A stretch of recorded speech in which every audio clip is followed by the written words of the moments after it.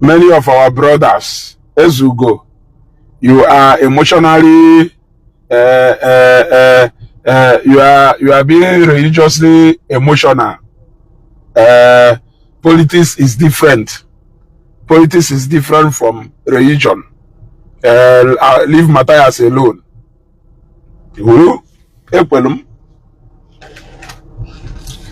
Victor Onukuwa, share this video. Now, can do a lot of umunayanya, and then I say that Ezeugo, politics is different from religion. I agree with you. I agree with you.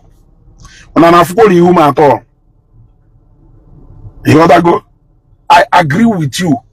They say that politics is different from religion. I agree with you. And that is how it has always been in this country.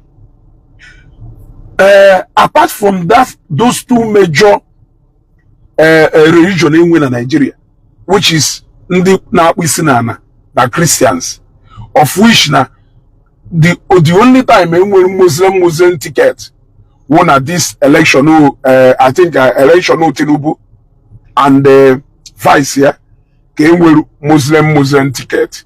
The only thing in Nigeria na like email ka balance I can wear to show no a Christian or a Christian or a Muslim or a Muslim. So that has always been the situation where religion comes into politics.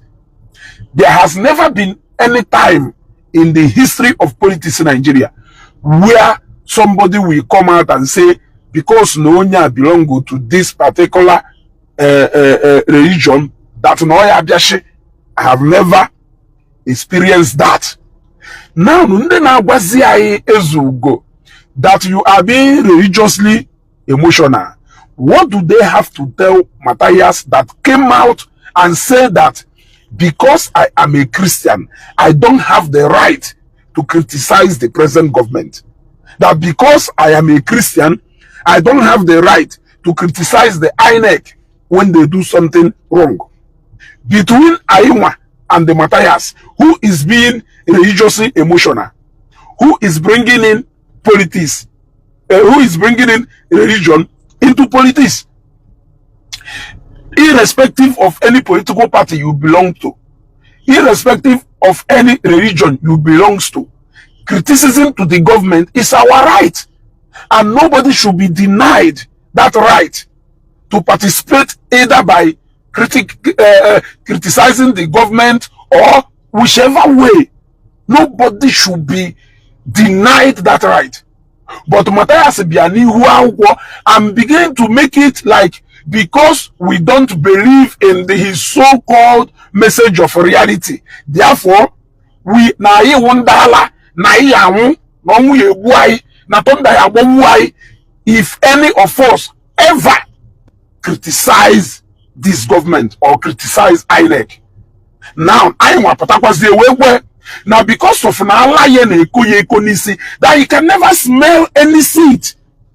So tell me, between me and Mathias, between us and Mathias, who is being religiously emotional?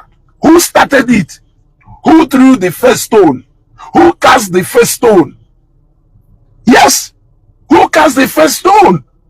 Who first of all brought religion into politics? Between us and Mathias, you have to be honest. You have to be honest with yourself. Don't come in here with sentiment and emotion. Don't come in here with your lies and deceit.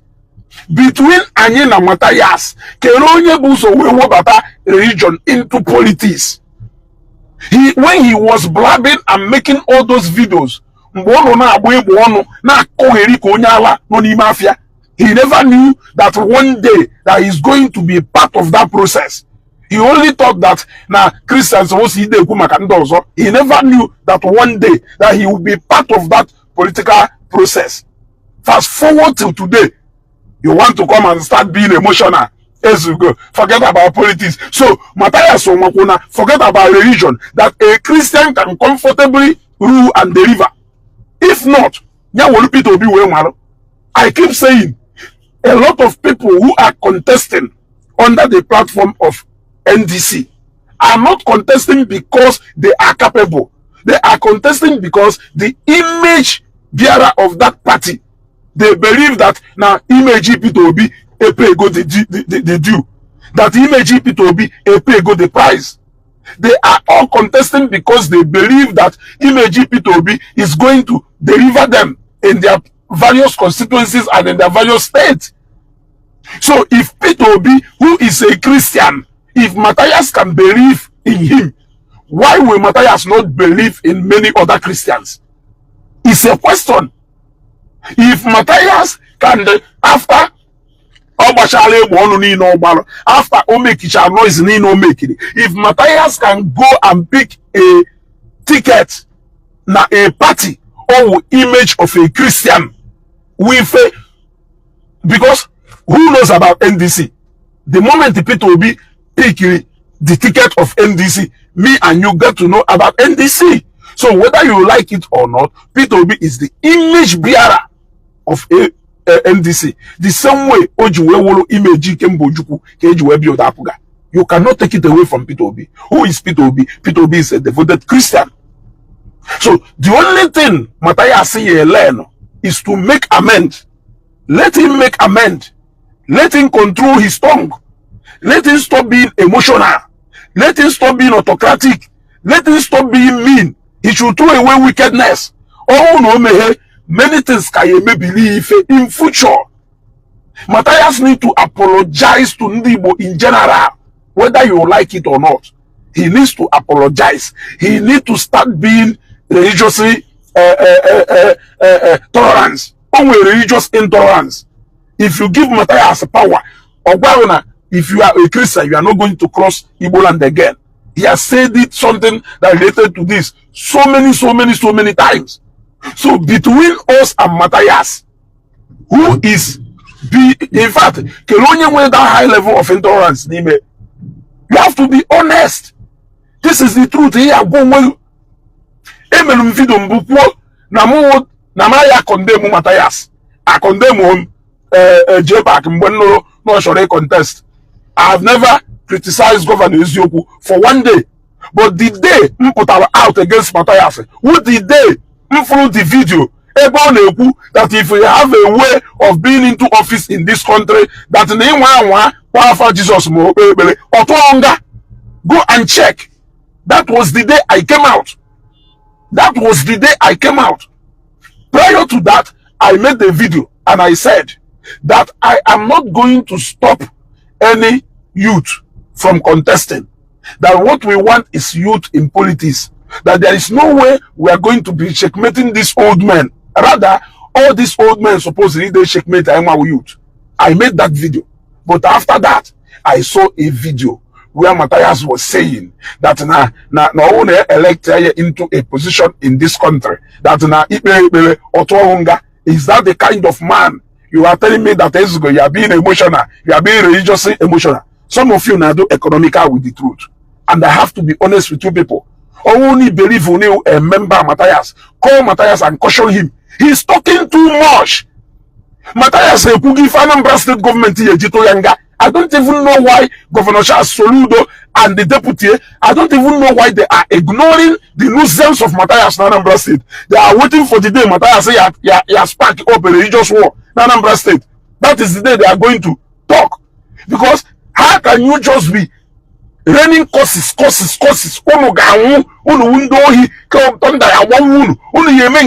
because of what? What crime did we commit against you? What crime did we commit against you? Age Christianity we go oh ekwem imecha shopota neje we go oh ekwem. The problem wuruzie na mgbe shopota ya mgbe mma shopota ndị bụ ụzọ shopota before shopota egburu ndị bụ ụzọ shopota before shopota dị na aghụghọ ka ejiwe onwe narị ndị kwubere ife iyi na-ekwu many years ago before wepụta mgbe ahụ ị ka na-ekwu if you contribute money for ọdịnaka nweke God is going to bless you. Onwe na ndị bụ ụzọ dọka Baịbụl a onwe na ndị bụ ụzọ nwee Baịbụl ọkụ ndị ahụ ebusisi ha niile egbuo olukwu bosi ila osharola teta esene kacha okwa ikacha imere onwe nke na-emere onwe. The field is green for everybody. O mekwuona na Nigeria ụdị mmadụ ọsọkwa ụgwọ wụrụ ihe nwe followers doubt where jee na page Bobrisky, jee na page James Brown, jee na page all these people. Even Speed Darlington as a musician nwere fan base. So tell me who in this country, even onye ala na-agba ọtọ nwere fan base. This guy a na-akpọ Ezeugo na-agụ egwu na-agụ na-eme mkpagha o nwere fans. O nwere fans. So tell me the crime Christians commit against Mathias. Nobody is against you preaching to people to join Mathias Ezeaku. You can preach to people. You can go for evangelism. You can look for a way to convince people to start coming to even. But all by force, for God's sake. All by force. Yet people even. Yet people retire. Yet people able. If a push to say that if you ever hold any position in this country, Jesus, then you are telling me that we should not mix religion with politics. Are you kidding? Are you kidding for real? Yeah? Then he came back again to tell us that now no way any Christian were right. He criticized Peter Obi or INEC. I mean Ahmed Tinubu or INEC. Is that not the height of Iberiberism? When I'm not support here, instead ono yagba Ezeaku. Instead ono yagba Ezeaku guy. Now the chicken has come home to roast. Now container here to another go. It is time, since you feel like you need to declare God against the Christian community. And the fact is that the Christians did not really rise up against you, because if they rise up against you, you cannot survive it. That is the truth. Look at your surrounding. All those people gonna hand on a field. Apart from Nde from Mpo. Because now I'm in a crowd they throw from Mpo na upon crowd ni na here to battle still. Emeka Emimueloko Ndo on ground Kapankeu, because now the guy grassroots all the more rooted than you. That is the fact. So in the spirit of don't mix religion with politics between Mona Mathias, Kelonye Buzo we misi religion with politics. The act of criticizing the present government, is it not political process? The act of condemning INEC, is it not a political affair? Is it not a political affair? If Mathias feels that because we are Christians, we shouldn't be part of that process, then we will tell him that because he's not a Christian, that he should not even contest. Yes, what goes around comes around. Hopefully in that particular video. And also, Beribe, to the point that he is busy praising Peter Obi, who is a Christian. Now he has realized that indeed there is a huge difference between religion and politics. That is one. But two, you cannot give what you don't have. Reason that you cannot give what you don't have is that somebody doka check out and though and extremist extremist, those people can go to any length just to protect that thing I believe in. Those people should not be found anywhere within the corridors of power. Mathias is an extremist.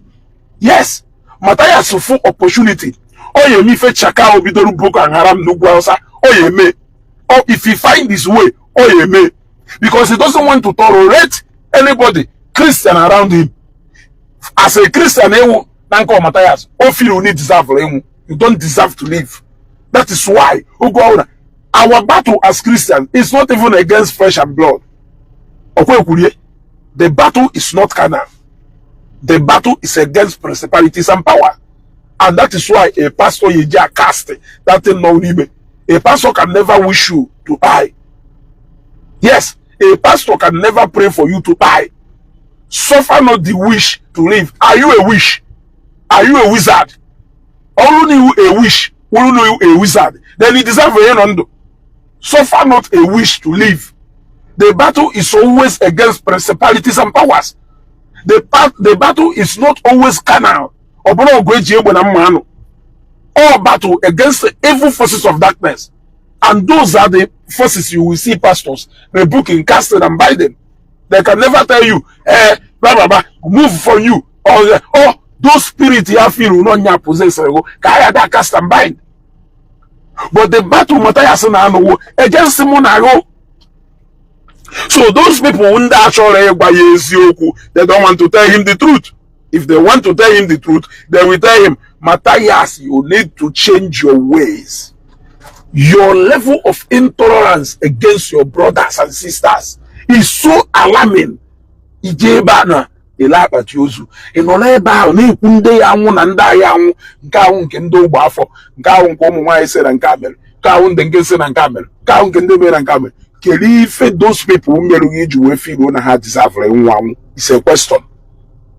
Keri ife I meru iji we decide that we cannot be part of this government. Keri ife I meru enwere ndị na-eme ọdịnala na-eme ife ọjọọ nwe ndị na-eme na-eji ụka na-eme ife ọjọọ mana ife ifere ji akpọkewe ndị nwa dibịa na ndị ọbụla na awụ na m ekwugo ya ugboro na-ese onwe bụ ụfọdụ ya asị na ụfọdụ ndị na-agụ baịbụl na-eme ife ọjọọ. Yes, onwere onye ahụ eme ife even baịbụl na onwe ihe recognize the fact that we are not perfect. O kwuru ihe that we are not perfect. We are all working towards perfection. Even oge ahụ ejidere nwaanyị gbara akwụna ka ọgọnọ were kwụsị were okwute tuwo ya kere ife ọ gwara ha, he who is without sin should cast the first stone. Meaning gụrụ no recognize the fact na ha iwu ndị mmehie wee kwukwa nọọ na mmehie ka ha tụrụ ime anyị na ya apụghị ịga agụgọ mmiri etu azụ nọ na mmiri na ya apụghị ịga agụgọ mmehie etu azụ nọ na mmiri esi anyị esi wee ga agụgọ mmiri. Yes, na ya goni agụgọ mmehie etu azụ nọ na mmiri anyị esi ga agụgọ mmiri. So meaning gunu no recognize the fact that na iwu ndị mmehie. So nobody is claiming to be perfect here. Mana ife a na-agwasị uwu no ndị ahụ na-eme ife dibịa maka omenala no among them can high rate do related to crime because of gono obosi eje kwatipia but the guy in atonto if afukwara uwe okwu agwu eje tipia camp if ayafu okwu agwu eje na nke onye na-ezu ohi if ayafu okwu agwu eje na nke ndị na-eme so many atrocities a na-eme na Igbo if ayafu wo shrine. That shrine, when you trace it, are you tracing it to where mmadụ one ka ije goro n'ime ha fọta ebe debe cross esekwa na onwere ndị pastor ndị dibịa na-agwọrọ ọgwụ ke ndị na-agwọrọ ha ọgwụ dibịa kerife ha ji ọgwụ ahụ eme wayo. So everything is pointing towards that side because Bible preach against all those things. Pastor una na-agwa gume pastor wayo ka ọwụ. So there is always a way you will know a pastor that is not real if you want to know, except if you don't want to know.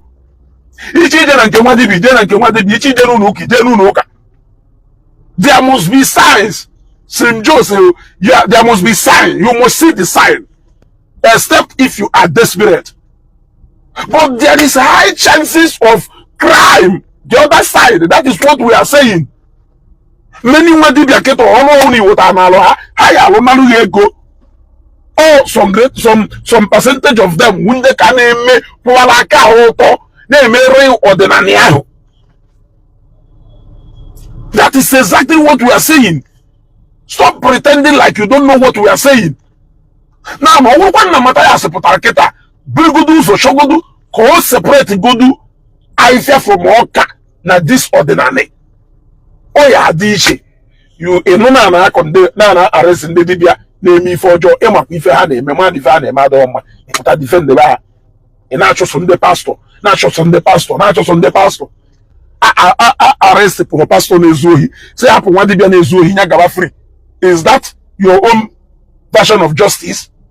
Ejide pastor nwa dibia na-ezu ohi say chụwakwa pastor na-ezu ohi Ayeji because of na ọnọdụ ka ndị na-eme okwu na-enwere insecurity na Igbo polisi ma ọwa amị arrest ya mmadụ gbagbuo mmadụ asị na ọkwa ndị bụ ka hara njuru n'ugwu Hausa ị chọrọ ka baa edo ka be ha a na-achụ ndị asị na-achụkwa ndị Ayeji because of na egburu onye ohi ebe a justify onye ohi nọ n'obodo ọzọ ohi ka ha ncha na-ezu and ha ncha niile wụrụ na onye edisavu ịdụ ndụ onye edisavu ịdụ ndụ and Ayeji because na egbugbo onye ni hapụgodo onye nke ọdụ ndụ.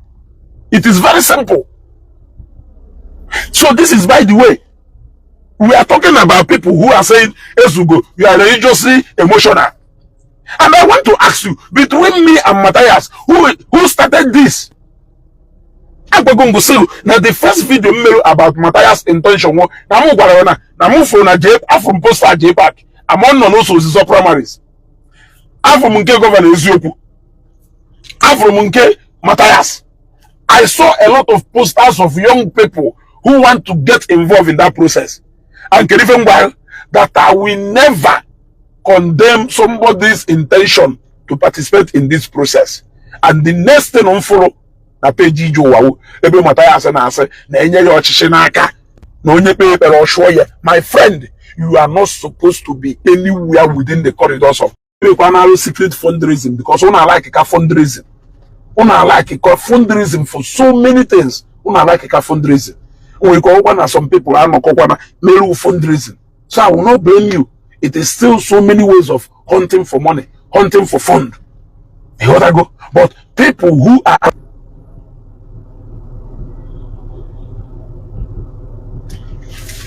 okay. I think in April off, but we are back again now. You want to go? So people who are closer to Mathias. Oh, somebody, and even somebody there, yes. Can you people hear me? Oh, no, and even somebody there, yes. Somebody there, yes. Oh, no, and even somebody there, yes. Somebody there, yes. A man on and even leku.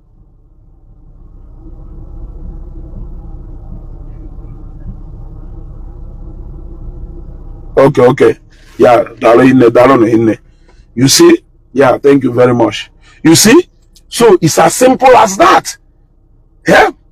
Somebody do politically, yeah, religious, the highest level of religious intolerance. You believe una, can you feel your anger? What is your anger? You can take a horse to the river. You cannot force that horse to drink water. Even if Mathias pastor, you cannot stop him. A convert shall go the whole members of your family to that church. A convert shall go Hanchanine. Yes. Convert shall go to Hanchanine before you be full grown adult. If you impose something on them, you think it's possible. Eh? If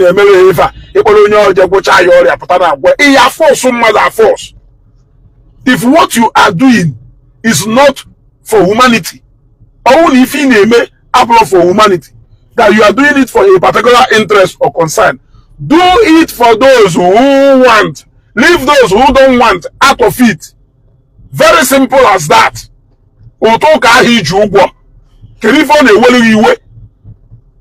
Those people now contribute to this money are not even telling you share this money based on this or based on that.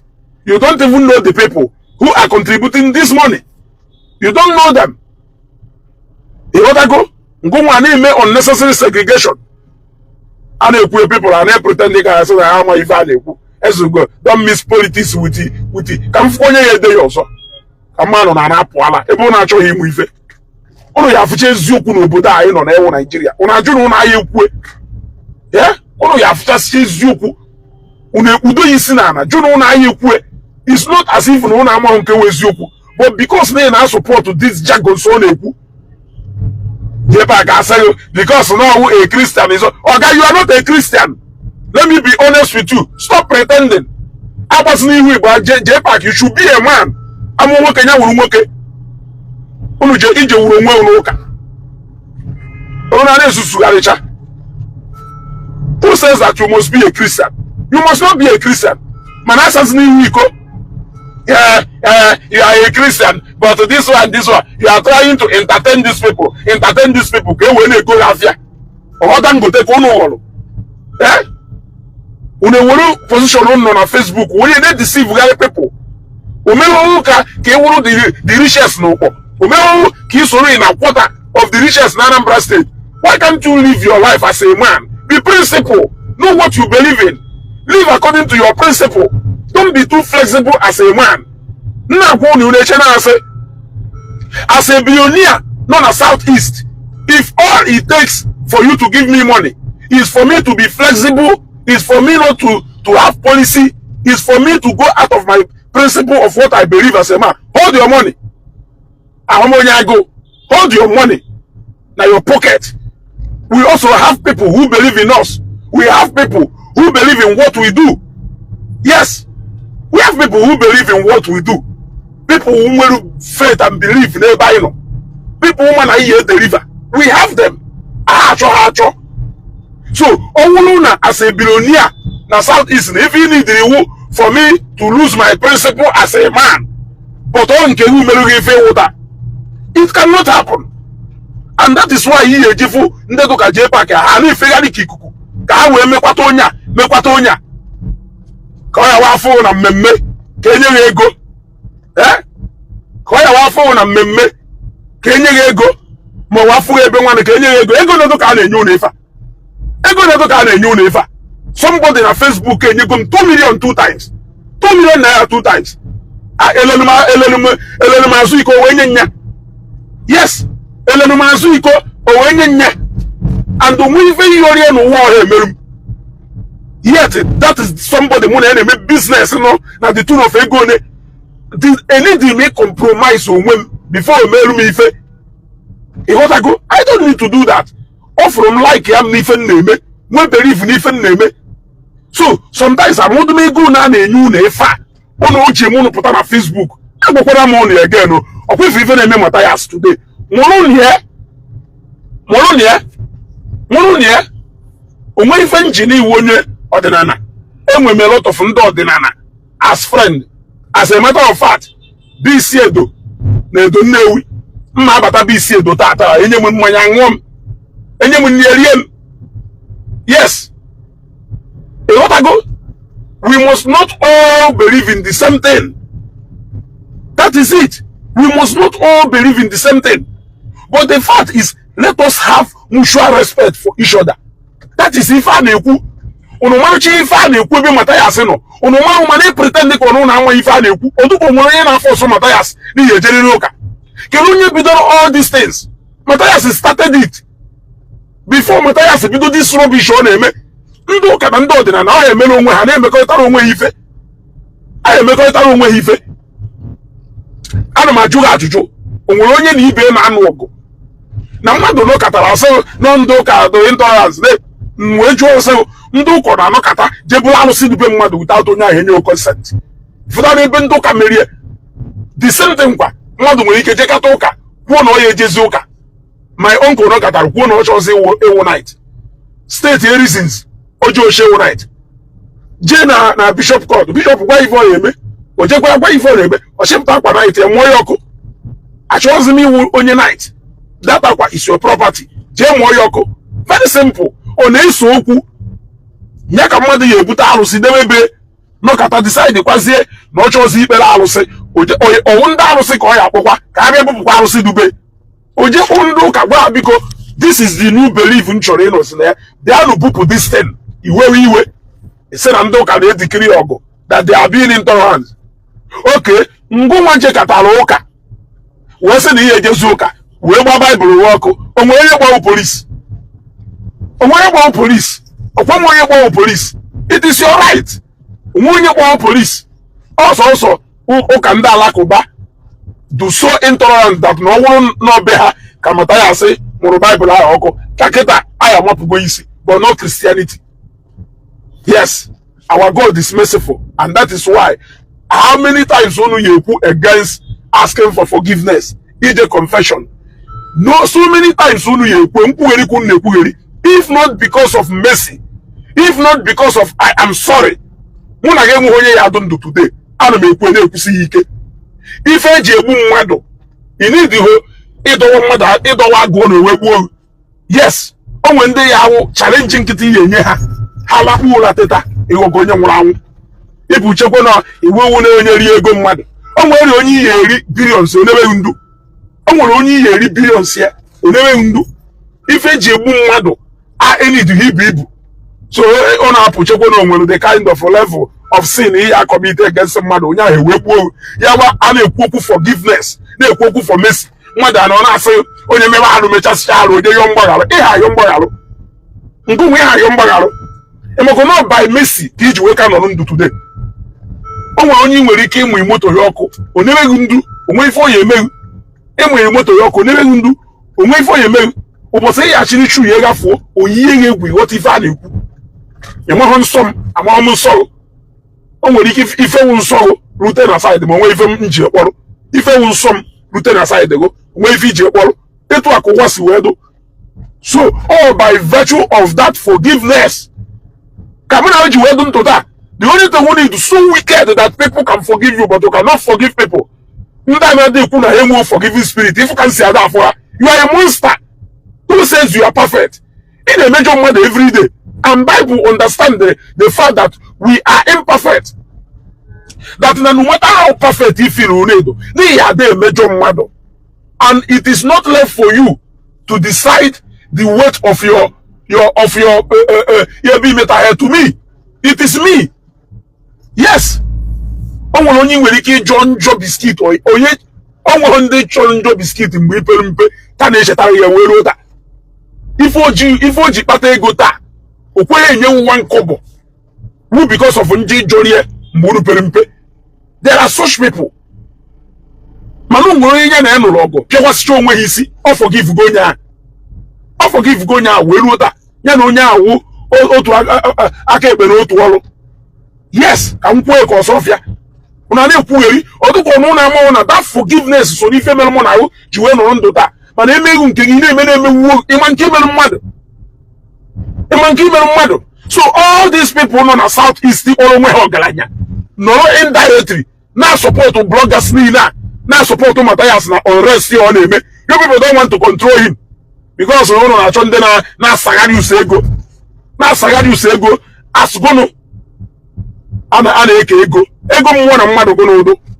All I want it will take you to give me that money is for me to compromise on my principle, for me to go beneath my family principle. I cannot do that. Take that your money, I don't need it. You want to go?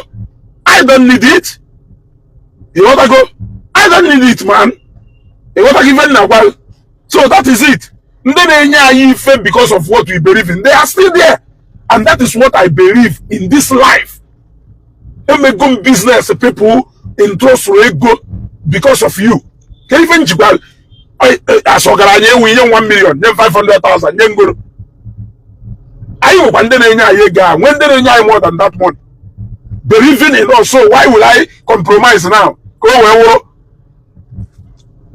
Ezeugo if he in a coup, and when if he in a good oh no, where you're in for you, only they foul.